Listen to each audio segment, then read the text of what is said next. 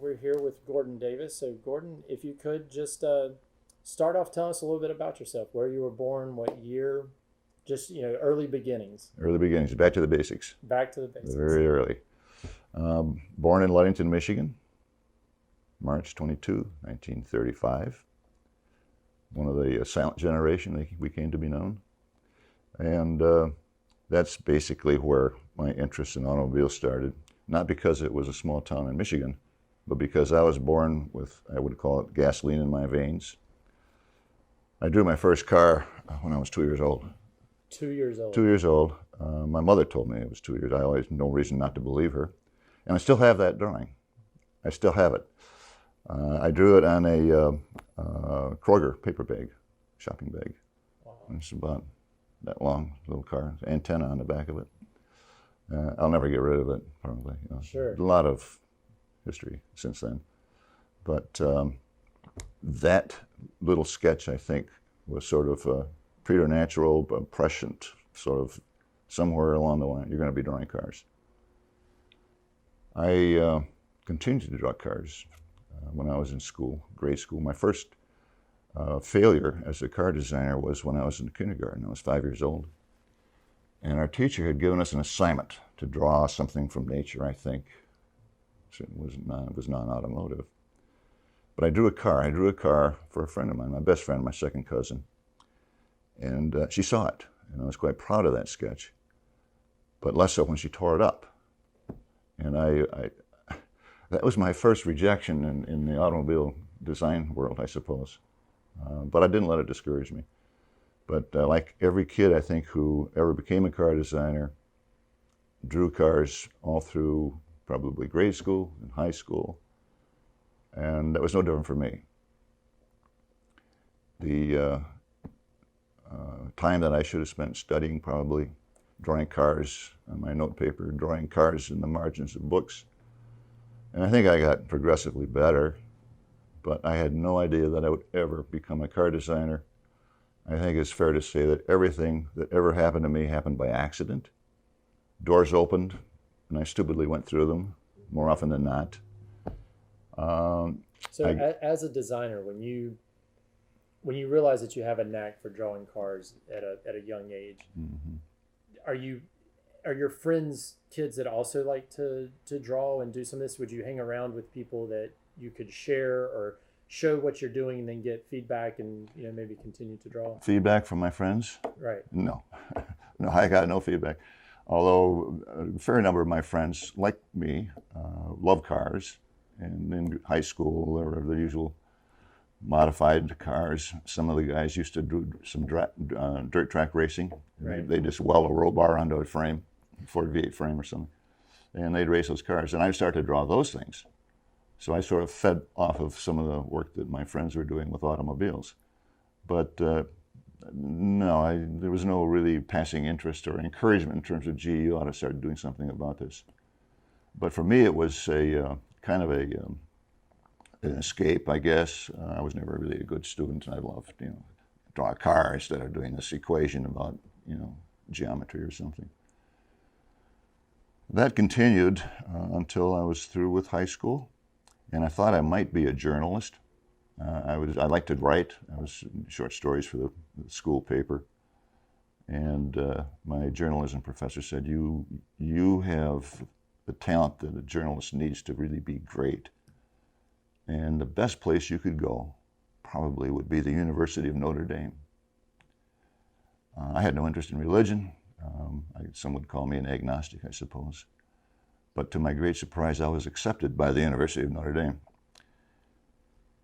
The first thing I did when I got to my room was I started to draw cars. And I continued to draw cars as a freshman. And I would stick them up on the wall of my dormitory room. Lots and lots of car drawings. And I can show you some examples of that later on. But one winter evening, a knock came at my door. And I thought, well, probably the prefect of discipline, because I had done some things like I drove my dad's car, and as a freshman, you can't leave the campus, you can't drive a car. My God. And at night they would chain the doors so you couldn't get in or out except for one. And they had a night watchman there who would sign anybody in or out, but we couldn't get out. So I thought for sure somebody had seen me. Or maybe it was about my academic record. I'm not really sure. So I opened the door, and there are two guys standing there. And they looked like mobsters, kind of a mafia-looking kind of guys. They had long black overcoats because it was cold. Black fedoras on their head. And the guy who I took to be the leader asked if this was Gordon Davis, and I said, yeah, it is. He said, we heard that you like to draw cars. You've done some work here, and do you mind if we come in and see what you've done? And I said, no, of course not at all. Well, he said, my name is Bob Burke, and this is Bob Andrews, and I'm the director of design at Studebaker. And I'd like to see what you got. I said, wow, yeah, okay. So I let him into the room, and they spent probably 30 minutes while the snowstorm blew outside.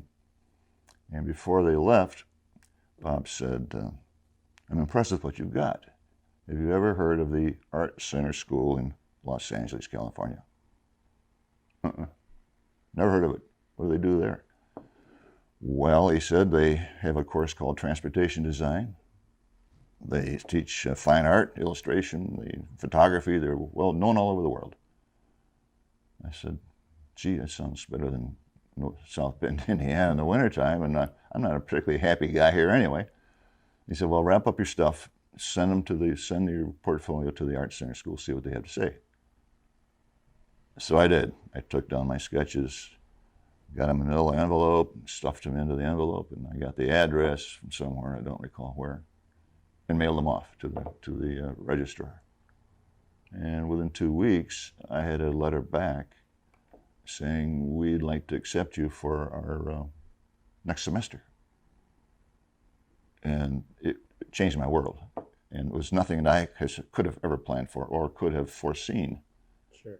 So I called my dad. I said, Dad, come I'm out of here. I'm going to California. I'm going to school out there. I told him what it was all about. And he said, well, I support you.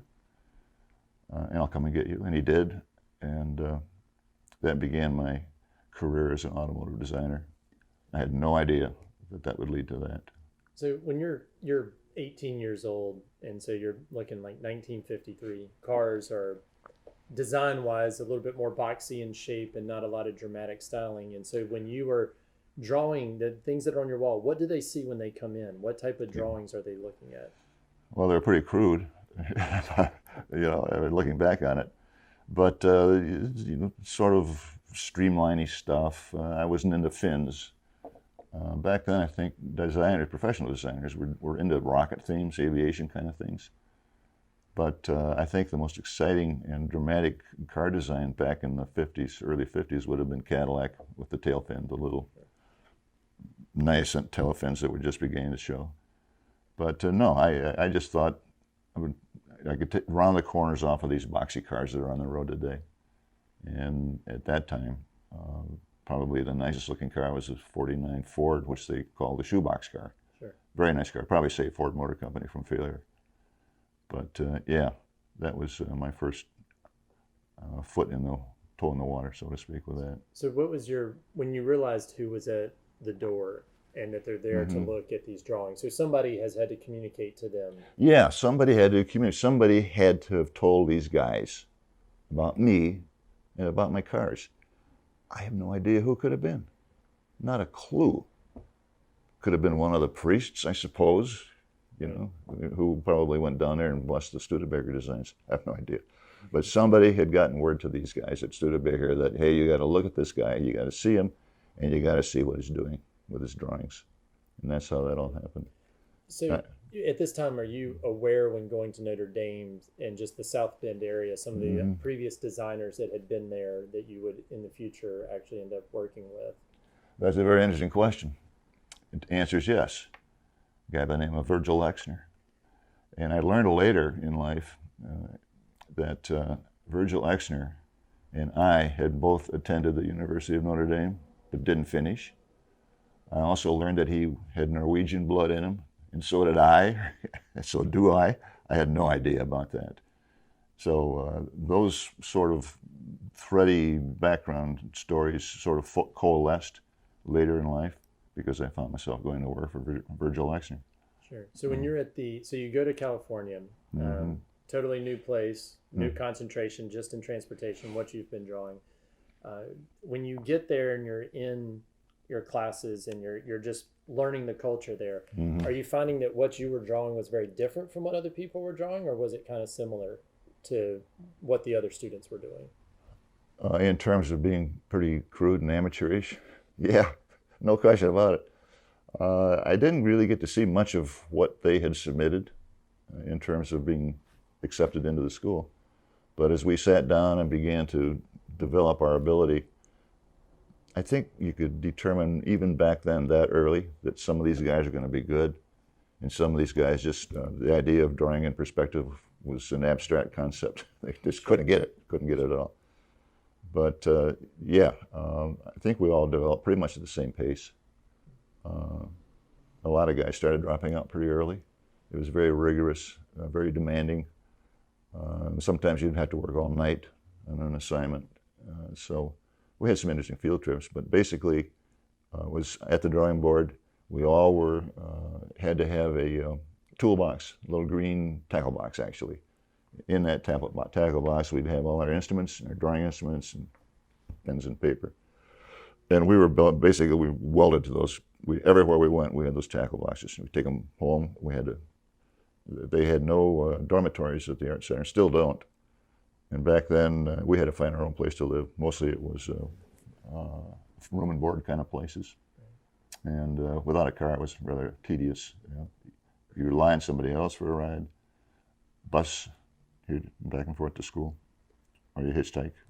We did all those kinds of things. Today, probably a lot of the same kind of challenging issues exist in that school. So as a non-designer, speaking for myself, how would your work be evaluated? You're going to make models and do things that they are, interested in, and so you're going to create an assignment for them. So how do you improve and hone your skills? Is it about what's in your mind and bringing that to paper, or is it just the technical part of actually drawing what you're doing? How does that look like in a classroom setting from somebody who has never been anywhere near a drawing classroom? Ask Picasso what he's thinking about when he sits down in front of a blank piece of paper or a canvas. I don't know. That's a very sort of, I can't answer the question. I think as your skill set develops, you are able to expand upon your conceptual, what am I going to do, how am I going to apply this to that, sort of a process. And certainly you look around at what Detroit is producing, cars on the road today, how can I improve that? Back to when I was in high school, I would take an advertisement out of a magazine for whatever car it might be, and I'd sit down with an eraser and a black ballpoint pen, and I'd erase part of a grill, and I'd redesign the grill or any other part of the car. So you're getting a sort of a hands-on experience of redesigning a car even back then by using someone else's design. Sure. So you just work on that and improve upon that, and you find out later in life as you're a student, you're still improving upon yourself and improving upon what's on the street and trying to probably be a little bit better than the guy who's a student, along with you too. So as you transition and you're into the school, how does your next opportunity open for you from the California school to where you end up next? What's the story to that? Well, in my case, I stayed year-round. I didn't take a semester off.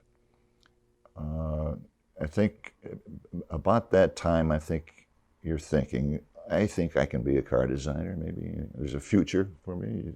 You get encouragement from your teachers, and a lot of criticism, hard stuff too. But I began to focus strictly on, when I get out of here, I'm going to go to Detroit. And I was particularly fond of Studebaker for a very good reason, of course. I had a new 54 Studebaker when I was at Notre Dame. Reason being, I told my dad I can't get around the city without a car. And so he said, well, I guess I understand that. So why don't you come home? there's a Studebaker dealer in town. He's going out of business, and he's got a demo, and I can get a deal on it. So I flew back to Ludington, Michigan. Got up to Ludington, and I saw the car, and it was really great, you know. And I was very happy to have it. Drove back to California, almost nonstop, I think, to get back to school. And it wasn't long before I was going somewhere on the Golden State Freeway, and traffic backed up in front of me. It's not that I wasn't inattentive, but it was a very sudden thing, and the bumper-to-bumper traffic. And I put the nose of the Studebaker in the back of the car in front of me. Sufficient damage that it had to be repaired by a professional. And insurance, I had AAA insurance, and of course they covered it, repairing the damage. But my mind was focused on something a little bit bigger and better, being a fledgling designer. And I wanted to improve upon the looks of that Studebaker. So I took it to Valley Custom out there in LA. I said, let's talk about what we can do to make this car really a knockout. And they, of course, agreed to do it. So we Frenched the headlights, we lowered the car, and we put Laker pipes on it, and took the chrome off of it, did some other nice things to it, louvered the hood, really looked great. So good, in fact, that I was stopped on the streets one day by the photographer of Rod and Custom magazine. He said, hey, I want to do an article and some pictures on that car. I said, they're really great. But I paid for what the AAA insurance didn't pay for out of my tuition money. And tuition was due, and I told my dad when I'd done, he said, Gordon, I've got your younger brother's in college now, and your sister's about to go in, so I think you better get a job. And I said, well, geez, what am I going to do? So I thought, oh, Bob Burke back at Studebaker in South Bend. I'll go see him. I got a Studebaker outside that looks pretty good. So I put my portfolio together, my student portfolio, all the amateur stuff that was in it. And I drove to South Bend with it, and I presented myself to Bob Burke, who liked my stuff. He remembered me. He liked what I had done to the Studebaker, that he and Virgil Exner had designed. But he said, we're not hiring, but Virgil Exner at Chrysler is hiring. I'll give him a call. And he did. And he got back to me and said, Mr. Exner would like to see you. Make an appointment to go up there, and I did. And I was told that Homer Legassi, I think, who was the head of the Dodge studio at that time, asked for him, and he'll see you down in the lobby. I did. He came down. He liked my stuff. I took him outside to visitor parking, and I showed him the Studebaker, and he thought it was fantastic. He said, I got to get X, bring him down here. I had no idea what his reaction was going to be, but Exner looked at my stuff too, and he liked it, and he really liked the Studebaker. He said, this is kind of what I had in mind. I think you've improved on what I did. Nice work, Gordon. I was really blown away. Although I didn't really know much about Exner. I mean, at that time, I knew Harley Earl, and I knew George Walker at Ford, and I knew Exner at Chrysler. If you ask me today who the head designers are in any one of those car companies, I couldn't tell you. And I'm a car guy, and I know cars. So Exner said, well, when can you start? I said, well, gee, like now. Like now. Well, he said, why don't you come back Monday morning and ask for Homer. He said, Homer, ask for Homer, and we'll get you in. I did. I went home. I had one sport jacket, a salt and pepper sport jacket, one pair of pants, and I think 2 neckties. That was my professional clothing. So I went back on a Monday morning and asked for Homer. Homer said that Exner wants to start you in advanced styling. That sounded pretty good, and so they took me up there. There were only 2 guys, designers in advanced styling. One was Maury Baldwin, who was head of the styling studio, and a young guy by the name of John Pinko, who was from New York, who was a great designer, by the way, and became one of my best friends. And they gave me a drawing board. I had my little tackle box with me with my stuff in it from school, and I sat down at that desk. I'm embarrassed to say this today, but my first illustration, my first sketch, was a taillight floating in space. It wasn't a car at all, it was a taillight. But it was kind of modern looking tail, almost like a spaceship. And Maury Baldwin was very kind. He said, "We need more of this kind of thing in here. There's no studio." And I was gratified, and I just kept on. Lunchtime came around, and Maury said to John, "Do you think this guy ever eats lunch?" I didn't know anything. I got to sit here. My job is going to be draw cars, which is what I did. And I couldn't help but think, even to this day, I was being paid to learn how to draw, while the kids that I were in school with are paying to learn how to draw. How else? Could that ever happen again? No, it couldn't happen again. Right. So when you go into the studio for the first time, you're the youngest person, or would be one of the younger people always. in there. I was the youngest person they ever hired at Chrysler, and probably will always be the youngest person they ever hired at Chrysler. I was always a kid. Right. And I was 20, when I was hired. And that would have been, I think, September of '55. So I'd had 2 years at Art Center. And I'm thinking, initially, my father's wish was that I make enough money I can go back to finish my degree. So I was being paid $350 a month, which is average, I think, for 1955 for the average guy. And I took a room at the YMCA. That's where I stayed. And John Pinka, my friend, also had a room at the YMCA. That's where we were staying. And it wasn't long before I decided I'm not going to go back to. Why would I want to go back to school? I'm getting better here. I'm being paid to do this kind of stuff, and my stuff is getting better by the day. I'm being influenced by professionals, and they're encouraging me. So how could I lose? So when you walk in as somebody who had done it a little bit in high school, and then you have the college experience, you are now getting ready to step into a world where design has been going on continuously. You're looking at what is coming out now being designed years before. You're in this just amazing creative environment. Exactly. And so how do you process going in, looking at what's been done before you got there so you can get a sense of kind of direction, seeing the stuff that they are seeing for 3 years down the road, and then going, I'm going to bring my flavor to all of this? How do you process that at 20 years of age? Really good question. How do you process that when you're 20 years of age? Mostly you're sort of in a dream world. The whole thing seemed unreal.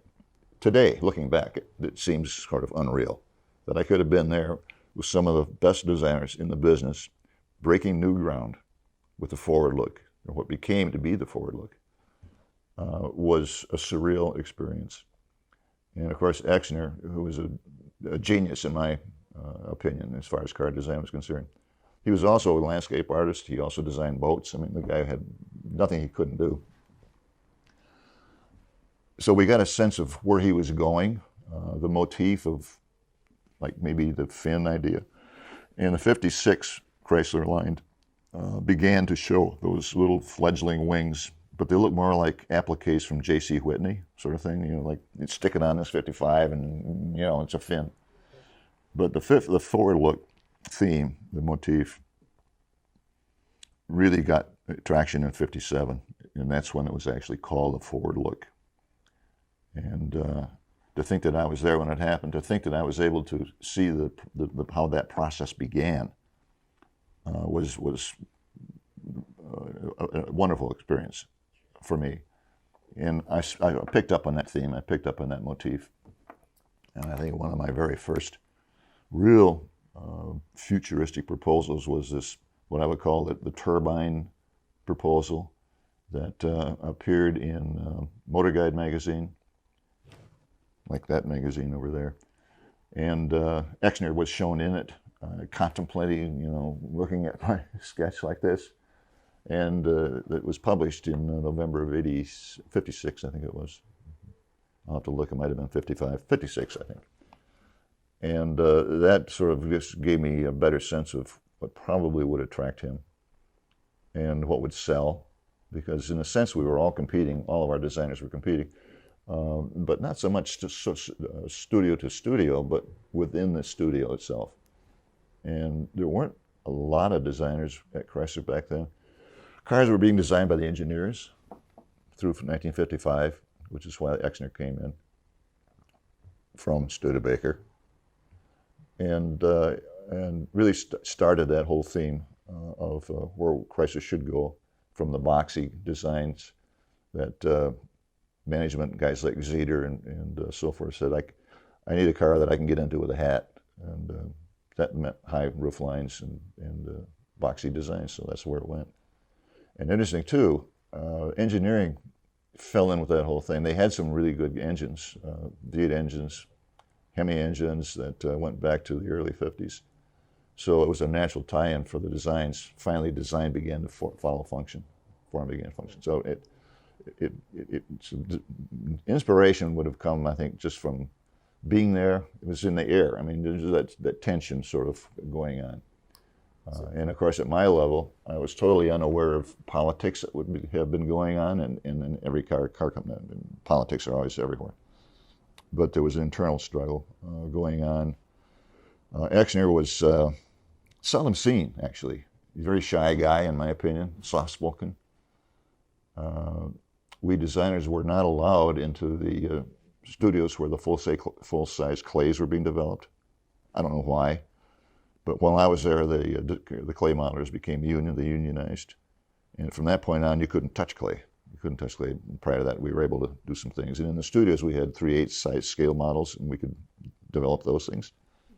But one day, I was invited into the Chrysler's full-size clay modeling studio, because I had done a theme that was being put into full-size clay. And I walked in there, and Exner was there. I hadn't seen him for a very long time.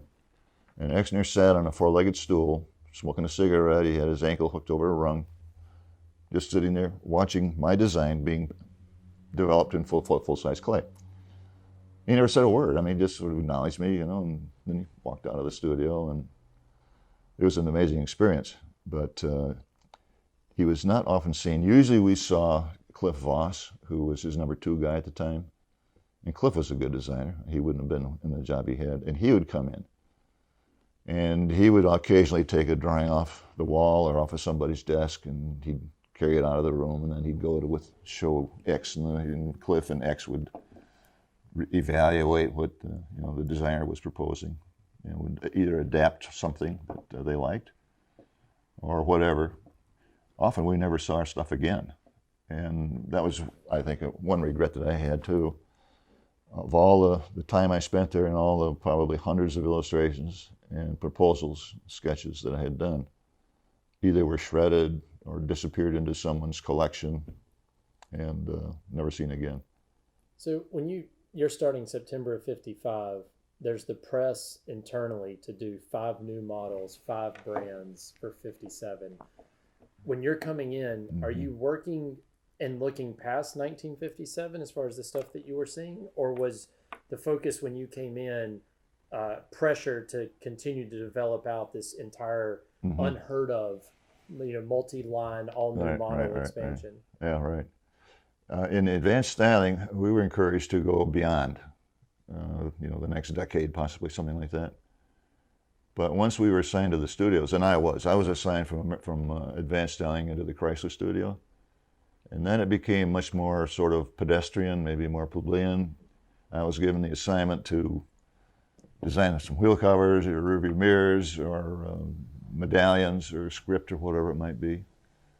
There was a separate interior design studio, which we never did, but they were separate, exterior, interior, and I was never assigned to the interior studio. And I was glad. I mean, I didn't want to do interior, so that's what the driver's going to see most of the time anyway.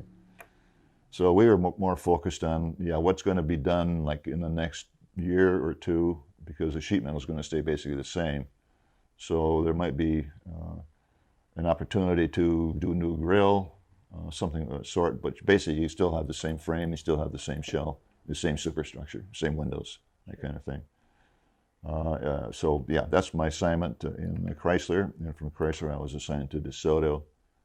And I think I had the most fun in Desoto for a couple of reasons. One, I was getting better. My stuff was more saleable, more appealing. I designed most of the trim on the 59 Desoto line, the Adventurer, the rest of them. the little gold eagle on the front bumper, the eagle on the deck lid, the script, the DeSoto script, the side moldings, I did all those. Wheel covers, I did those. And I did some grill concepts that appeared in the 60-61 product line. So DeSoto was my last assignment, and during that period of time was when Chrysler brought in Bill Schmidt from Packard. And when Schmidt came in from Packard, Schmidt brought along other designers from Packard. So now we're getting sort of this cross-pollination between what they did at Packard. The Predictor was one of the show cars and so forth, had fins, a reverse backlight, and he brought along with him Dick Teague, who was with DeSoto at the time. And I think when Schmidt left, that probably left Teague in charge of DeSoto styling, Packard styling. And also there was Fred Hudson. And Fred Hudson was another very talented designer. So when Schmidt came over, he brought Teague, he brought Hudson, and he made Dick Teague the studio head at DeSoto Studio, and he put Fred Hudson into the Imperial Studio. And Fred Hudson was instrumental in designing the front end, basically the entire 51 Imperial with standing headlights. And at that time, Exner had, in ill health, he had a heart attack. He was hospitalized. And that was Schmidt's opportunity to make his power play. He was going to take over Chrysler Styling. And he almost succeeded. And his influence was beginning to appear in all of our work. We were looking at that sort of thing. Teague, of course, was influenced by Packard, and Teague had also been to GM first. I don't know where Hudson came from before Packard, but he was highly talented, and both became close friends of mine, Dick Teague especially. And when Exner came back, he regained his health. This, of course, is going on behind closed doors. I mean, Schmidt would come in one day, and then Exner would come in another day, and then Cliff Voss would come in, and they'd say, change this and change that, and the other guy would come in and he'd say, well, that's crap, you can't do that, you gotta do something new. So we designers were just sort of, how are we gonna satisfy these guys tomorrow? But Schmidt's power play, and I'm calling it a power play, it failed. Exner regained, but at that time too, I didn't know it, but you read back in the history, Exner was on thin ice too at that point in time. And I think that the board of directors, Chrysler's board, realized that and decided that Schmidt should be kept on, but as a consultant. So they did a contract with Schmidt, a 6-month contract in '59. And he set up a separate design studio. I think it was in East Detroit, not far from headquarters in Highland Park. And he pirated Dick Teague, and he pirated John Pinko, who was still in advanced styling, and he took me, the three of us, and 2 clay modelers. And our assignment back then was to visualize where should Chrysler go beyond the tail fin era, beyond the forward look era. And actually, Exner was doing the same thing back in Highland Park, and you'll see a lot of his stuff that he did from that day that sort of paralleled what we were doing. And Schmidt, being paid by Chrysler, was also sharing what we were designing with the Chrysler guys. So again, there was that cross-pollination between what Schmidt's guys were doing, what we were doing, and what the guys at Highland Park was doing. So this is a very turbulent period of time. Yeah, wait, I want to hold you right there for a second. Sure. One thing I'm thinking about with this is to go and, given the number of drawings and stuff he has, what do you think is the best way? Because I was thinking, like, whether it's on this table right here with some adjusted lighting, turning the camera straight down, having, for instance, like sliding this over and then letting him talk through the individual pieces. Yeah. Is that going to be too much of it? I mean, is that No.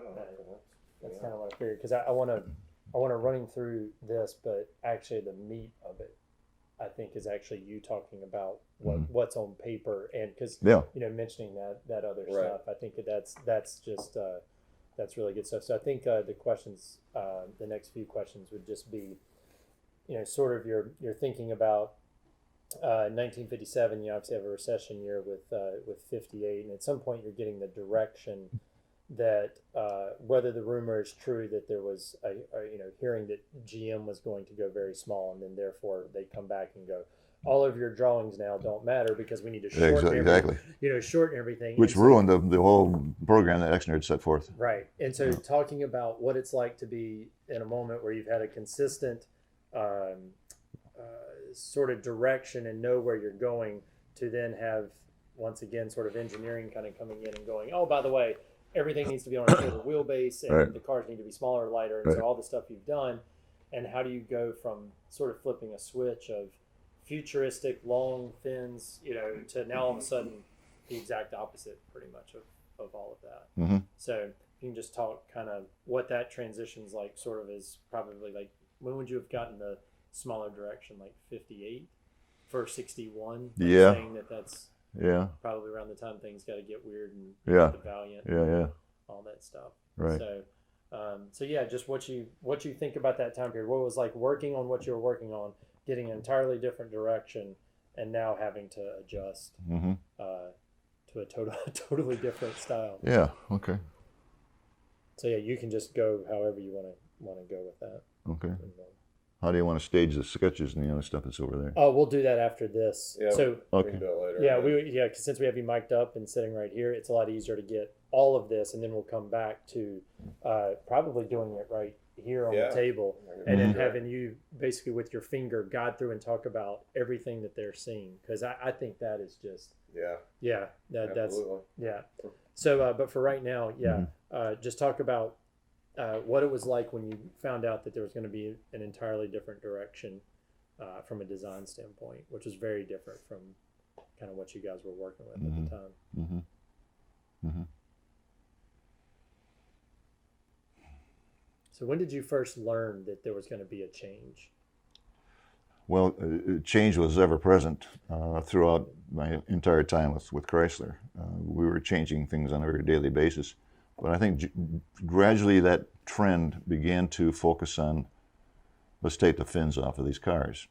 And there had to be a limit, there had to be an end. I mean, how high is a fin going to get before it becomes a cartoon character, before it becomes ludicrous? So a number of attempts were made to amputate the fins and yet incorporate a different sort of feel that didn't lose the heritage. So some of the fins morphed into shapes that look like paper clips. They sort of go around and come back into the doors of the car. And they were fairly unsuccessful, I would think, unsuccessful approaches. They were awkward.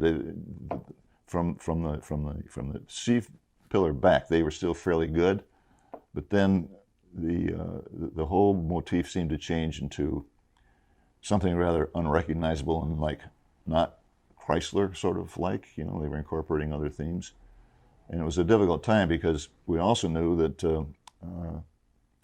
GM. We did have some people from GM who hired in, and they brought their influence a little bit with them, including one guy who his designs looked like a 55 Buick. He didn't really fit in.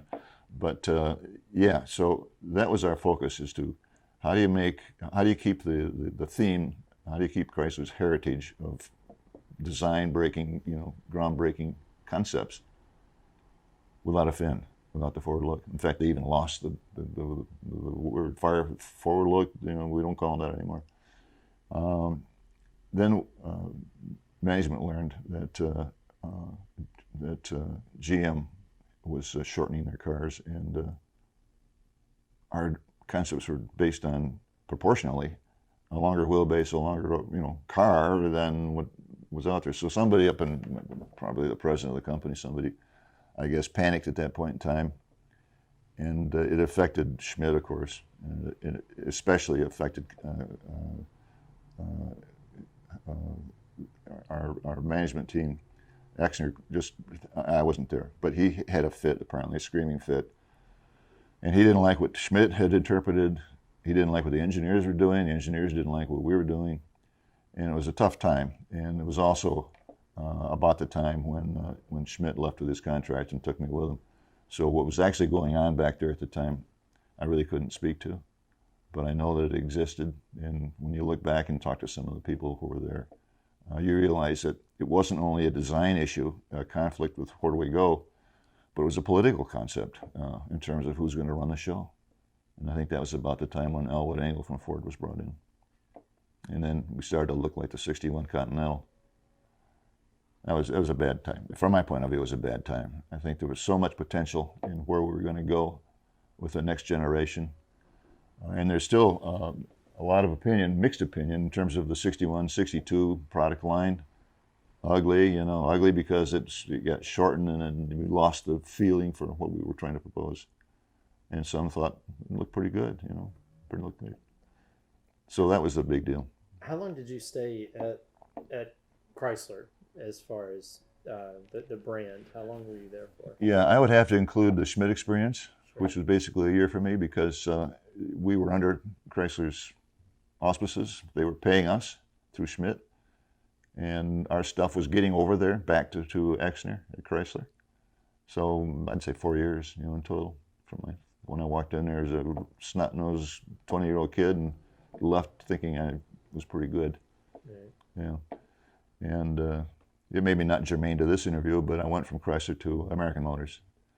And that was a different experience totally. I didn't like it. I hated it over there. There was no imagination. They had no money. Ed Anderson was the director of design over there. He'd come from Oldsmobile years ago. And there weren't many designers over there, just a handful of us. And Ed Anderson was what I would call a ball hog. He kept all the Clay models working for him. All the full-size Clays were his designs. And I was there before Dick Teague was there. Anderson's number 2 guy was taken out of that role and made the head of Kelvinator refrigerator line over there. And I knew that Anderson was talking about getting somebody else, and I called Dick Teague. And I said, you got to come over here because they need a number 2 guy, and I think you're the number 2 guy. So Dick did. He was hired. And Dick saw what was going on with Mr. Anderson hogging all the Clays. And he told Ed Anderson, he said, we got to do something about this. So Anderson, very unlike him at all, called all of us together, designers together, and he said, I understand that there's some unhappiness here about who's doing what to the Clays. He said, give me a show of hands in terms of who agrees that I'm hogging all the Clay designers, the modelers, and not giving you guys a chance. 2 hands went up. My hand went up, and Dick Teague's went up. All the other guys just sat there, afraid, scared to death that they wanted to countermand their boss, the big guy, and probably get fired or something. But I was there for 4 years, only 4 years at American Motors, and I'm just hating every minute of it until I had a call and was recruited out of the car business into construction equipment. And I started designing construction equipment, railroad construction equipment, and from there I started designing recreational vehicles. So my total time designing cars was probably 8 years, I guess, something like that. Right. And hundreds, if not thousands, of drawings and illustrations, proposals that never made it. Some I know went into private collections. I have one, a collector bought an original from Schmidt's estate after he had died, and he sent me a email picture of that car that I had sketched, and I made a copy of it. But how many other original pieces are out there in the world? Impossible to know. Right. But I'd like to have them back. Sure, yeah. Sure. But they're gone. I was able to save some. Some I swiped. Some I took pictures of. Some I had made blueprints of them with a cooperative gal who ran the blueprint machine. She said, okay, I'll do it for you, Gordon. So some of my prints are just as old as the illustrations. You go back 50, 60 years or whatever. Right. But that's the only way I was able to save anything. Right. I also spent some time freelancing too. I designed stuff for car suppliers, rear view mirrors. I did motorcycle accessories, all those kinds of things. So my background is probably more diverse than most people in terms of designing transportation stuff. Yeah. This concept was done when I was in the advanced styling studio. It would have been probably early 1956. Clearly, it shows the turbine concept that the Chrysler engineering people were beginning to prototype and beginning to test in various cars. So I wanted to incorporate that theme into what the car would look like, and hence the tail fins and the rather futuristic concept that I think lends itself to that potential. Again, fins are really big. Consequently, these fins are big. The editor of Motor Guide magazine evidently must have thought he was a car illustrator, because the original was silver, and he decided that it looked better in yellow. And apparently Mr. Exner enjoyed it, because he not only took it to his secret studio, but it was used along with an article that appeared in this magazine that showed Exner sort of overlooking the illustration, contemplating its future, and for all I knew, maybe my own. This proposal would have been done in the Desoto studio. Again, the twin grille concept here, but the concept actually was more Chrysler-oriented in terms of I wanted this to be a 300X series. And again, that 300 concept carries through into the nose of this vehicle, this proposal, and the air ducts. And I was told at one point in time, well, gee, these two medallions here, those, like, I saw those on that Packard Predictor. I said, yeah, you did. It was done by Bill Schmidt, who's currently the head of styling here at Chrysler right now. So I, very honestly, I did that to favor him. Give him that little feel. Exner, I knew, liked the knockoff hub theme, and he is a lot of what he does, his proposals, he shows these knockoff hubs. So in a nod to Exner, I put knockoff wheel covers on this car. The original was this. The illustration began here, like most illustrations do, with a pencil sketch, a tight sketch. And I had planned on incorporating these two characters in the final illustration. But I don't draw characters, so I deleted them from the original. But again, fins are the theme. I put fins on the fenders, put fins on the roof of the car, and that basically is another far too extreme in terms of production, but maybe they could have used those louvers on the hood somewhere along the line, maybe in the future, 300, something like that. Or maybe something, the instrument panel, or maybe the cove along the front wheel there where it says 300. So we give the whole concept sort of a cove look down below the belt line. And again, that led directly to the illustration, which I no longer have the original. This is the original drawing and the original concept, but I have a print, a copy, if you will, of the final product.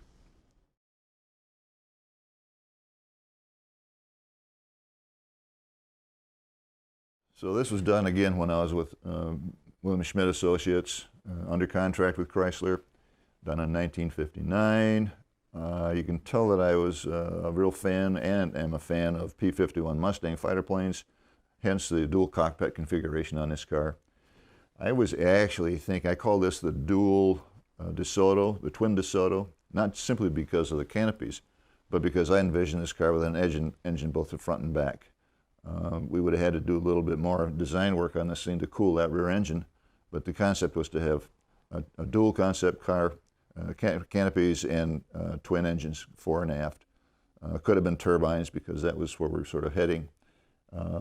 The tail fin concept back here was recapitulated in Exner's 1961 Flight Wing show car, and we'll have a picture of that coming up. The original, this is an original sketch, and it's as vivid as the day I drew it because all of these sketches I really sprayed heavily with Krylon fixative so that they would retain their initial luster and color, and I was pleased with how this one turned out. it does show the ravages of time. I mean, after 50 plus years of hauling it around 12 different places, they're still here and they're still in the collection. This again was done in 1959 when I was with Bill Schmidt. The concept again, pursuing the what do we do without fins. This reflects that concept, that idea, and that focus. I envision this as being, I kind of call it the capped look or the wedge look, and that would explain the sort of forward tilt, rear kick up of the cockpit area, and the wheel covers actually kind of mimic what the Plymouth wheel covers, which I thought was one of the better wheel cover designs ever. So I cribbed a little bit of that, but I'm keeping a tight fuselage look here. There's no extraneous bubbles or holes or features or scoops of any sort here. It's as honest and as clean as I could have possibly imagined doing it. And it's a quick sketch. We were expected to do maybe half a dozen of these every day. This is the only one I've got left, but it's, I think, probably the best idea of what led to the early 1960s Chrysler line with the straightforward, clean, look. In terms of this concept, I think it would have been totally manufacturable, engineering-wise. It could have been easily put on the highway. The idea, of course, with that pitched roof, I think that needs to be really carefully evaluated because without getting too cartoonish, I would say, in terms of having that forward pitch look. But wheel openings were realistic. They weren't scoops lined with aluminum or something. It's an honest car, it's an honest pitch, and I think it holds up even today.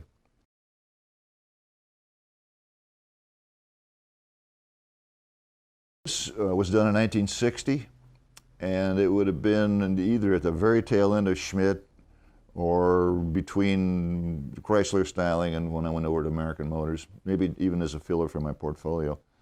But again, we've got the swivel seat, which Chrysler, I think, premiered. I like the knockoffs because I knew Exner liked knockoffs, and I do too. I'm a big fan of knockoffs. And again, we're showing a clean fuselage approach, a little bit of the forward thrust of the cockpit. Again, we're playing around with using something other than a steering wheel, to control the car. And just for fun, I put little hood latches on it, thinking this car might have been competing in some gymkhana or whatever. Bumpers, obviously, way before the government decided that they needed to design cars. And I have the original of this, and the idea of this car, I thought it would really lend itself well to an illustration. I wasn't entirely happy with the illustration, but my oldest son likes it. So there is an original of this. He has it. He's going to keep it. But I have this, which is nice of him to let me have. And again, during this time, everybody across all the car makes were experimenting with wheel well openings. Most were really not very practical. Some of them would suggest that it wouldn't be even possible to make. But I visualized a front wheel opening here that might have been lined with stainless steel or something like that. And I liked, again, the honesty of the wheel well opening following the wheel itself. I'm a big fan of wheels. I know Exner was a big fan of wheels too. I think the first things I ever did, I started drawing wheels. But yeah, that was this thing, sort of a competition version of what a 300 might have been in 1962 or 3 or 4, because this is all 3 years ahead of production, the idea. Okay, this was done again in '59. It was a proposal for Chrysler, but there are some concepts here that did appear in production. For example, this delineation, the openings here between the hood and between the grille, appeared on the '61 Desoto. Again, a capped concept where you have an overriding theme, fuselage theme, over a less dominant lower body, and a thin canopy, cockpit area here. And again, clearly, no fins are appearing on this car, none whatsoever, yet I think it carries over the Chrysler forward look theme concept, the feel of it with that grille opening, which became almost iconic, I think, with many of the Chrysler products during that period of time. in the wheel covers that could have easily been wheels themselves. In fact, my thoughts were typically back then, let's make a cast wheel out of these rather than applique wheel cover. And again, playing with the idea of doing something different with white wall tires, and I think that did actually appear somewhere along the line. And these little bumperettes here, I also designed those, and they appeared in the '61 Desoto. And the grill theme also appeared on some of those later model Chryslers and Desotos. The theme. That's about it for that one. And bumpers before the government got involved. Here again, 1959. This is a proposal for Dodge, and clearly no fins, but there is a different approach that I thought would have kept the spirit of Exner's work alive, and would have been very successful for Chrysler products in terms of marketing. Again, that capped look that you'll see here, extending over the wheel wallet area and through the back of the car in one continuous sort of flowing line.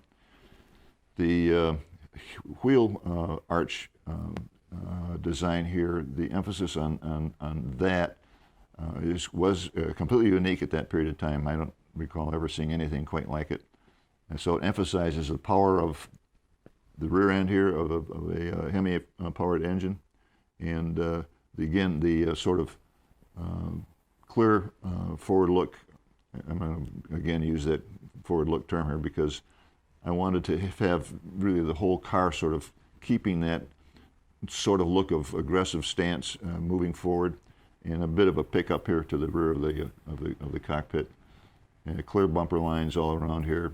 Thematically, the Dodge logo that they've used, and the bumper configuration that helps, rather than being an applique, actually a part of the design itself. Again, 1959. This proposal is Plymouth, recognizing the same theme with the shell concept, the slate pitch of the cockpit, and the emphasis on the rear wheel arch, which is indicative of power that's supplied by that Hemi motor. And again, the bumpers a part of the design rather than applied to the car itself. Headrests that extend back into the rear of the car and the deck lid, and that capped look. And once again, here's an example of something that was printed sort of on the sly with the help of a compliant person running the blueprint machines. The originals are lost forever. They could be in someone's collection, I have no idea, but I was fortunate enough to be able to keep these. And again, the concept being, where do we go after the forward look and still keep the same spirit that Exner established in the early 1950s. So I'm particularly proud of how these worked out. Okay, another 1959 concept, again, this is Dodge, and I have in mind a D500 series Dodge with a worked up engine, a more powerful Hemi engine under this thing. Maybe less of an emphasis in terms of the wheel arch, a little more common expression here. But again, that capped look with the upper and painted in whatever color, maybe a special color, high gloss, and maybe a matte or a semi-gloss lower fuselage on this car. That would be could be a gray, almost any other color, or maybe just something that would mimic the high gloss upper level and carry it into a low gloss or a matte finish below the bumpers. And the bumpers incorporated, and the taillight configuration is going to be different. Upper taillights and lower would be the exhausts, and indicative of what I envision the Chrysler or the Dodge 500 to look like. In a few years down the line from 1959. So call it a 1962 or one or two, or even a 1963 concept, and I think it would look pretty modern even today. This again, I was with William Schmidt Associates, 1959. The concept of capping it in upper thematic scheme that would carry most of the design language, and then below it we're going to have something that basically doesn't draw the eye at all. But the grille, again, that the opening between the grille and the hood was recapitulated on a '61 Desoto. The idea of a reverse C-pillar was explored with this idea. Very thin A-pillar, a lot of visibility with this. Structurally, probably would have to been reinforced a little bit more than a typical sedan, but I like the idea of kicking that C-pillar back and yet having a full rear backlight on this car. Okay, January 1959. I did this mostly for myself, just for fun. There were some concepts out there in terms of three-wheel cars that go back like forever. Some showed one wheel in back and two front. My proposals sort of aviation themed front wheel, two in back. And again, this would be turbine powered, maybe one in each one of these capsules here. And obviously I wasn't afraid of fins back there because I think it works well with this concept. Never meant for production, but it was a styling study. And there might have been one or two things that could have been translated into production in a car. But basically it was just for fun. And this, I don't have an illustration of this. This is the original, and it's as much as I did for it. Chrysler concept, dated 1959. Seems like I did most of the stuff I was able to save was done during that time. Looking at that cap look, again, this is different because we've got a reverse backlight on here, reverse C-pillars. The blister theme here is seen on over the front wheels, like here, and then down back. We chamfer the belt line all around here, which would pick up on the theme of the reverse backlight here and the reverse C-pillars. Ventilation system, of course. Different taillight configurations and exhaust through the bumpers. And again, wheels, these would be cast wheels, but they got that knockoff theme, which I still kind of like. This is a 1954 Studebaker Commander Starlight hardtop, the car that changed my life. I was driving this car when I was a student at Art Center, but not in this configuration initially. It was a stock car. It was bought from dealer stock, a demonstrator. Had a minor accident with it on the expressway in LA.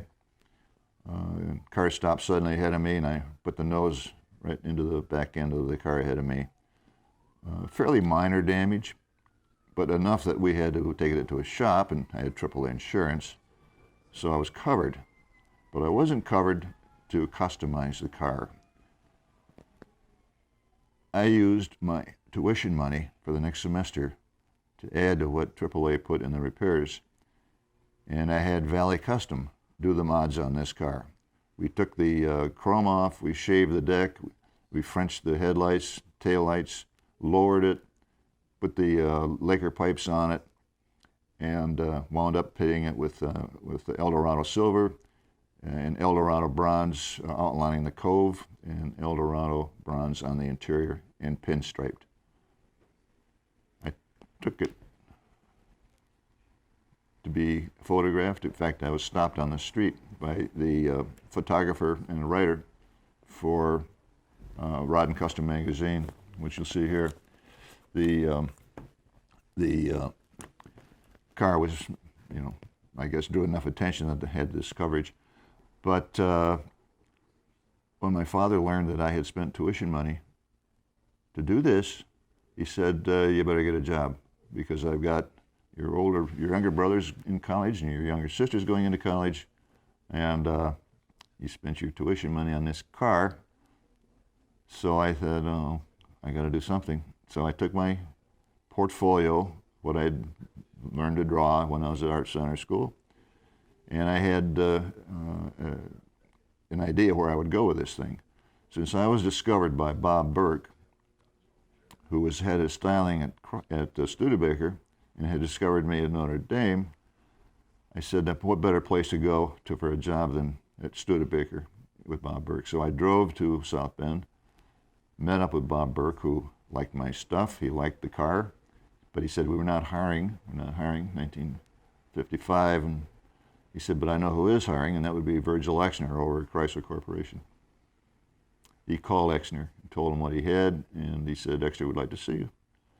Run on over there, asked for Homer Legassi, who I think is the head of styling for Dodge.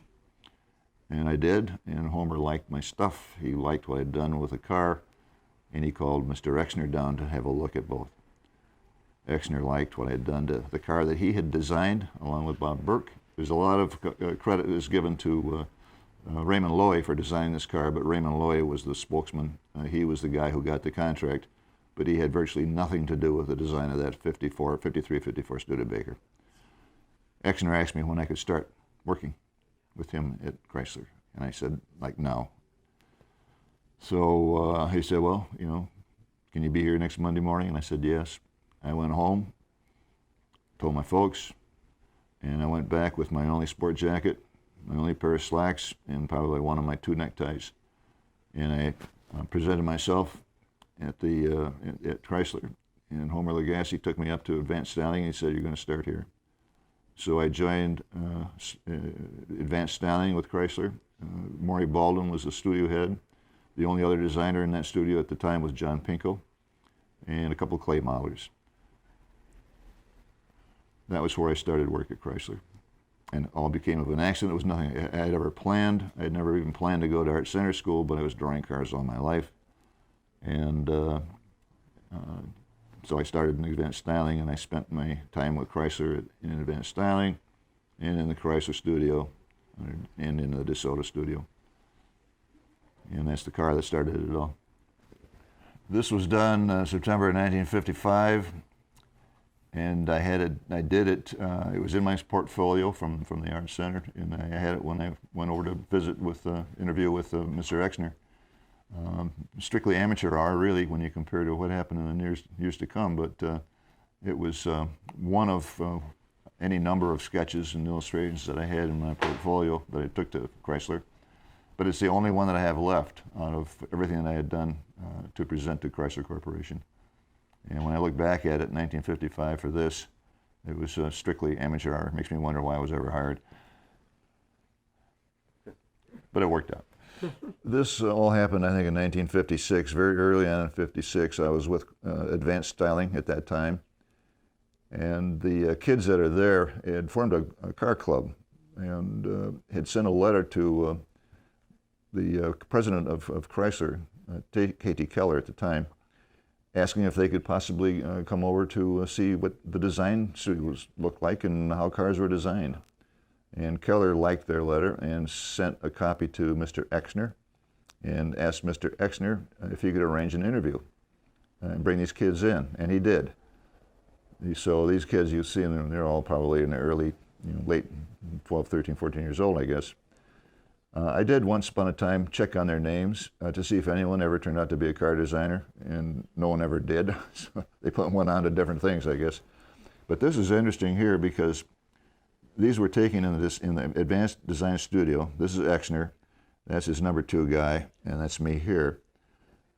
But these illustrations on the wall were done by, the car was designed by not just Exner himself, but by Maury Baldwin, who was the head of the Advanced Styling Studio.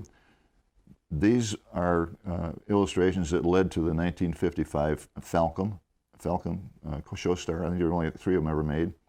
And so it kind of dates how it was designed, where it was designed, and who designed it. And these are the kids here who are all running around under Chrysler Engineering. Very excited, and it was a wonderful day. And I was very honored that Exner chose me to be in that photograph with him.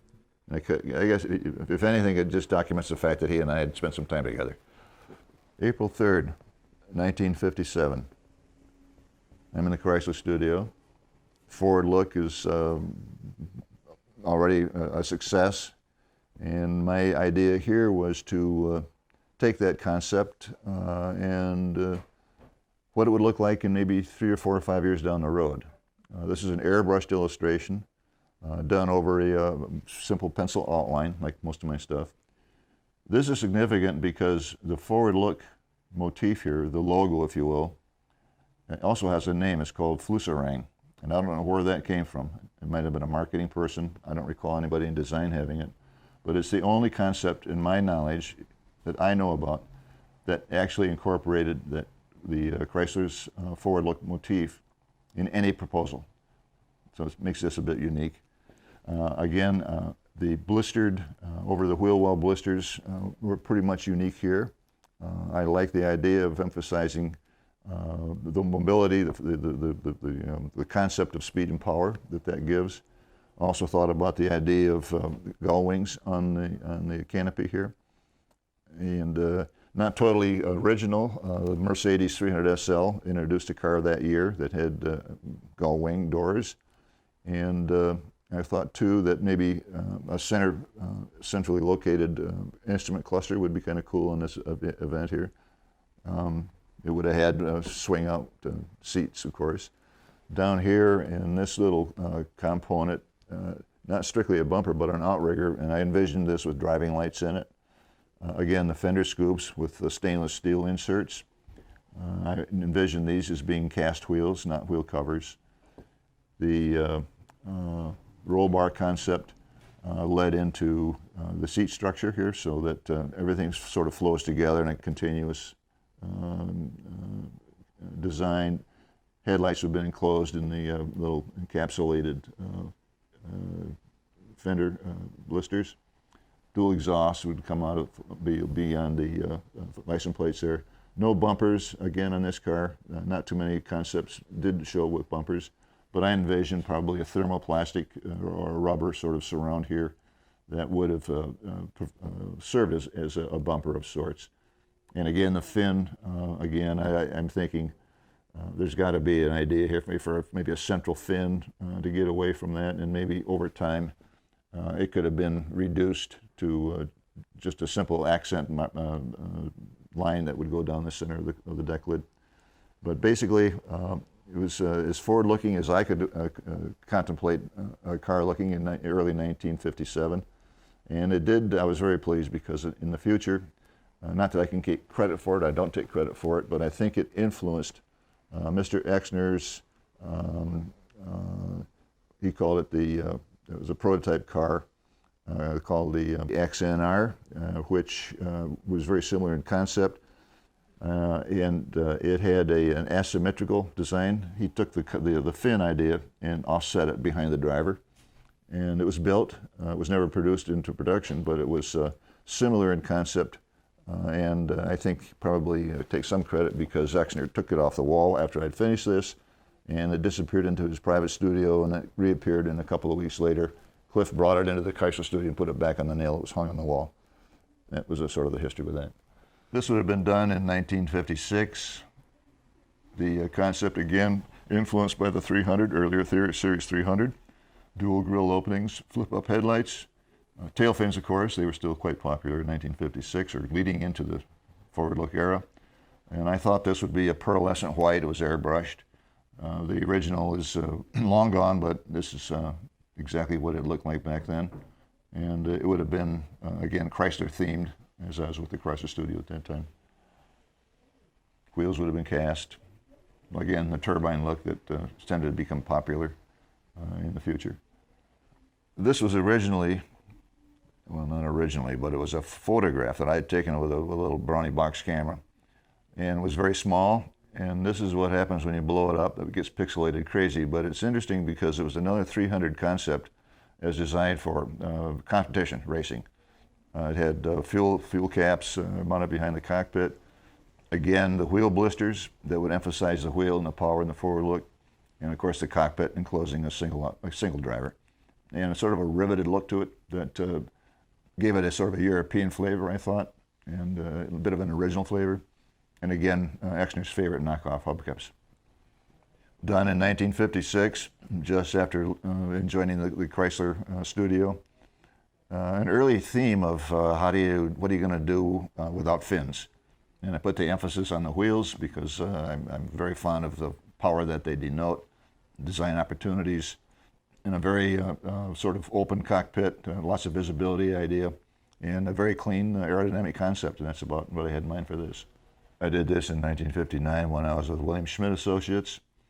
The theme again, what do you do without fins? I wanted that forward look cockpit configuration, the capped look, top and bottom separate almost.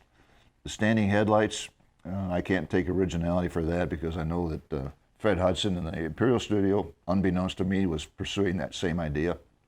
But this would have been for the 61 Imperial, and I think most of those elements in the grille and in the headlight configuration appeared in that model that year. So it saw some production. This is the Desoto studio in 1957. I'm seated at the third desk on your left, behind the two guys that are standing at the desk in front. The two illustrations on the wall above me, I had done those, and again, like so many other of my proposals and illustrations, disappeared. They're gone someplace, maybe in a collection somewhere, maybe shredded, hard to tell. We weren't allowed to go into the full-size clay studio, which was just across the hall from here, but we did work on 3/8 scale clays, and you'll see one there partially uncovered as a teaser. The openings between the studios, they were all in a row, from Plymouth to Advance to Chrysler Desoto, so forth. That opening, the guy in the middle, in the striped tie, has a degree in aeronautical engineering. And he would bring in model airplanes and string nylon fishing wire from studio to studio, and with CO2 cartridges would fire those airplanes from one studio to another across our heads. And so when you think about these guys, designing these cars, how serious this all was, and how regimented it was, and you got these same desks, and you're working on the same projects and competing with each other. We had fun. We did some crazy things, and we socialized very frequently. We went out. We were friends with the families, and so it was not just a bloodthirsty competition among us. We were all very friendly. We supported each other, and we all worked toward a common goal of being the best we could be with Chrysler Corporation.